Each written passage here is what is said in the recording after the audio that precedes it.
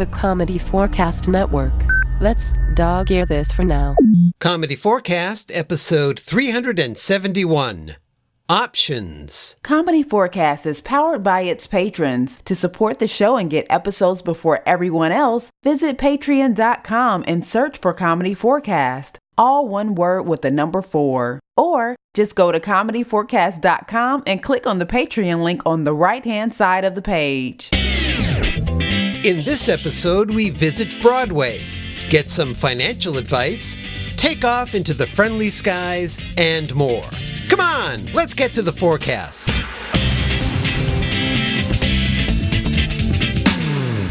Item 1 of 4. Well, hi folks, Clinton here. Welcome to, or welcome back to Comedy4cast. I was just reading an article about the hit Broadway musical Hamilton. Well, actually, it was about people who had purchased tickets to Hamilton. Well, actually, it was about people who had purchased counterfeit tickets to Hamilton. These thwarted theatergoers spent up to $300 for a ticket that didn't even let them get to the overpriced souvenir t-shirt stand. Think about all the Benjamins, Jacksons, Washingtons, Lincolns, or even Hamiltons these people spent on fake tickets. And they have nothing to show for it. Well, except for the fake ticket. And let's be honest, Ticketmaster tickets are not all that attractive. Quite honestly, it's a shame these people got duped. I mean, getting tickets to a hit show can be hard. It involves going online, or going to a theater and waiting online. Actually, now that I think about it, it's not all that hard. I've done it myself.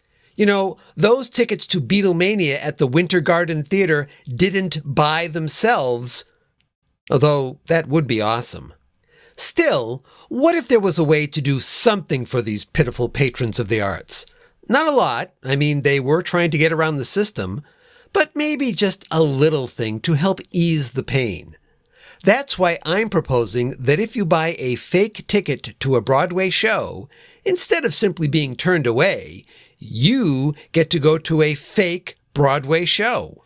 For example, instead of seeing Hamilton, someone who bought a fake $300 ticket would get to see Harrison.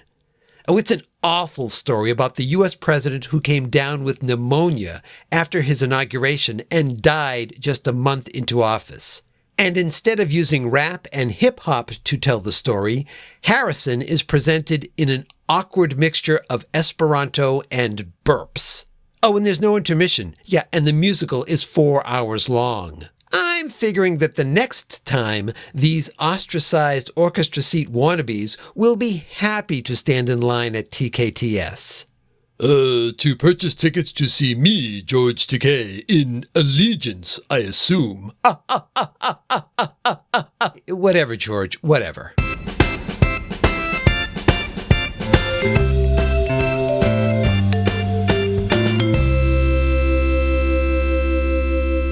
Item 2 of 4. You're listening to K FM. It's 12 past the hour, and time for Money Talks with Jess Crazier.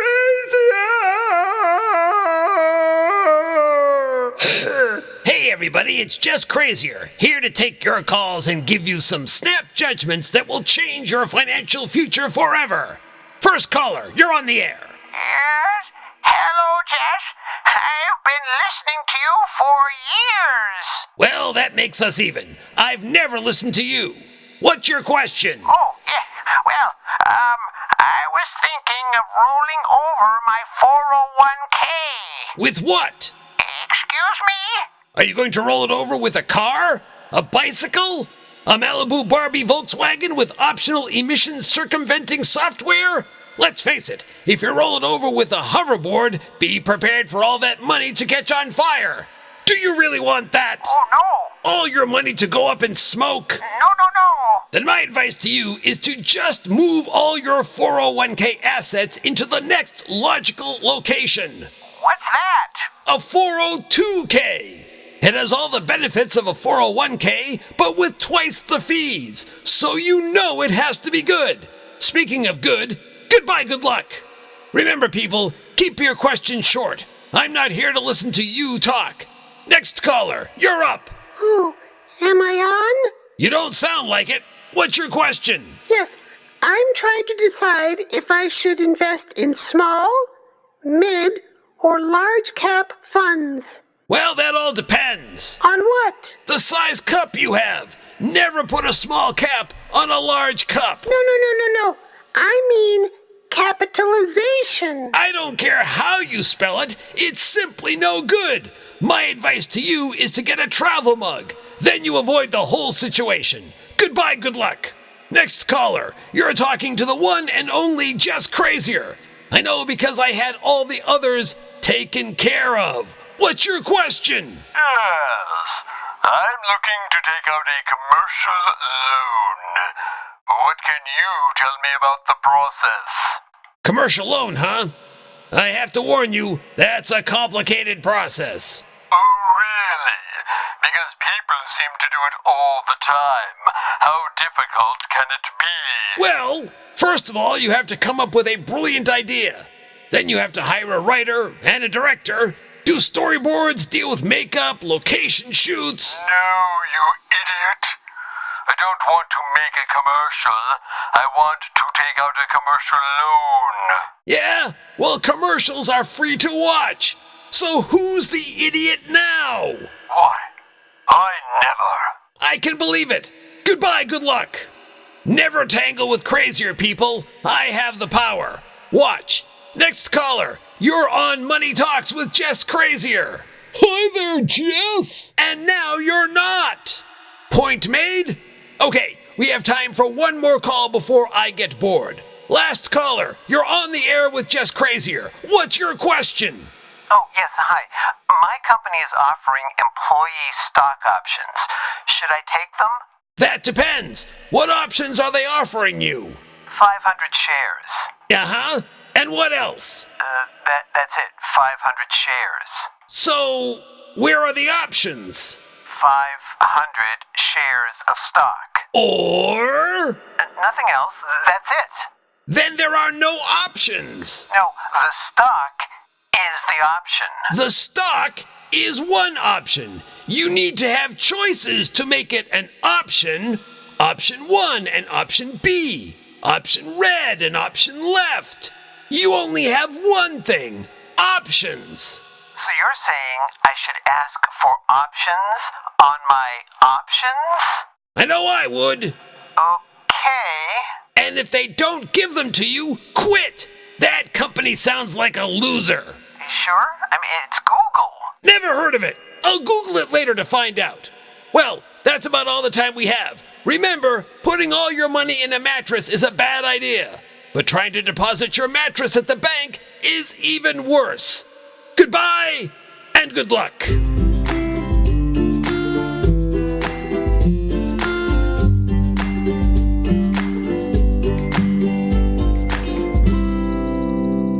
Item 3 of 4. Oh, hi, folks. Clinton here again. I'm on the road, flying to the West Coast. Although I guess that's not being on the road at all, is it? It's more being in the air. Except that I had to drive to the airport. Well, I took a shuttle, so someone else was driving, actually. The point is, I'm traveling, which means I have to book hotels and airlines. And it is getting more complicated by the day. It seems to me, but it used to be that airline seats were of just two kinds. Coach and we're better than the rest of you. Now there's first class and business class, and I have no idea what the difference is between the two. If you're in first class, does that mean you have no business being there unless you're in business? In which case you should be in business class?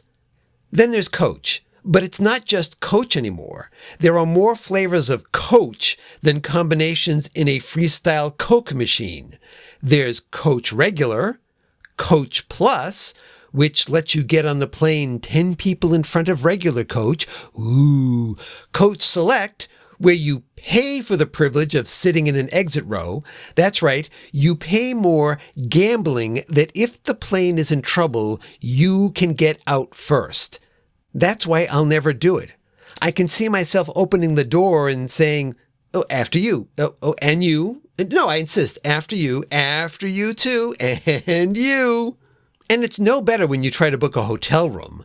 There are singles, doubles, king singles, king doubles, king suites with a view, and that one's always fun.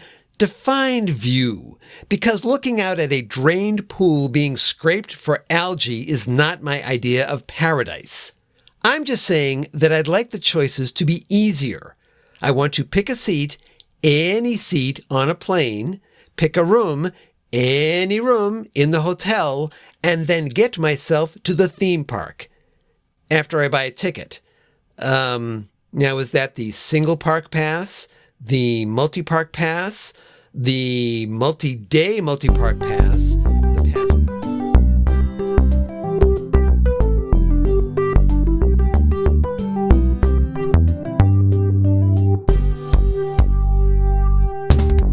Item 4 of 4. Hey, it's me one more time. What are the odds? I just wanted to say that apparently I've been getting a lot of new listeners to comedy4cast recently. If you are one of those people, then welcome to the craziness with the rest of us. I'll talk to you next time.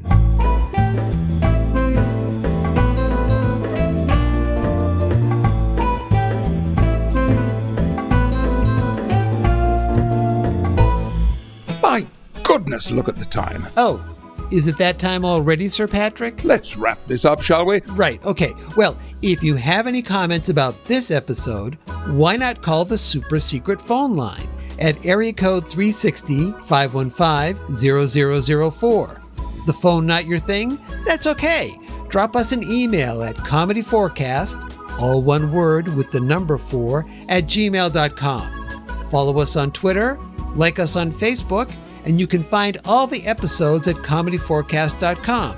You can also subscribe via iTunes, Stitcher, or wherever else fine podcasts are listed. As always, this is Sir Patrick Stewart. And I'm Clinton. Saying, that's it. We're done. Bye-bye.